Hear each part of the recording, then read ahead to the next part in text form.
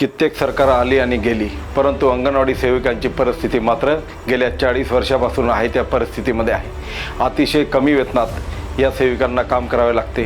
आझाद मैदानावर महाराष्ट्र राज्य अंगणवाडी कर्मचारी कृती समितीच्या सेविका गेल्या 40 वर्षापासून आपल्या न्याय हक्कासाठी लढत आहे. त्या माझ्या भगिनीसाठी त्यांचा भाऊ रवींद्र ओडवी आवाज उठवणार आणि सेविकांना त्यांच्या मागणीनुसार अंगणवाडी सेविका व मिनी अंगणवाडी सेविकांना दर महिना 26,000 रुपये, मदतनीसांना 20,000 रुपये मानधन द्यावे. ज्या जुन्या सेविका आहेत त्यांना 10,500 रुपये पगार आणि ज्या नवीन रुजू झालेल्या सेविका आहेत त्यांना 10,000 रुपये मानधन.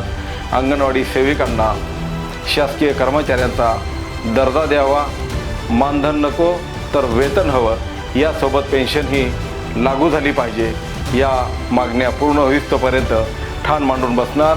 माझ्या भगिनी कधी थंडीमध्ये, कधी पावसाळ्यात, तर कधी भर उन्हात आंदोलनासाठी बसत आले आहेत. आजवर सर्व पक्ष सत्तेत आले, त्यात राष्ट्रवादी काँग्रेस, भाजप, शिवसेना आणि इतरही पक्ष, परंतु नेते येतात, भेटीगाठी करतात आणि खोटे आश्वासनं देऊन पुन्हा आहे त्या परिस्थितीमध्ये अंगणवाडी सेविकांना राहण्यास भाग पाडले जाते. त्यासाठी भारत आदिवासी पार्टीच्या सहाय्याने माझ्या बहिणीची लढाई मी लढणार.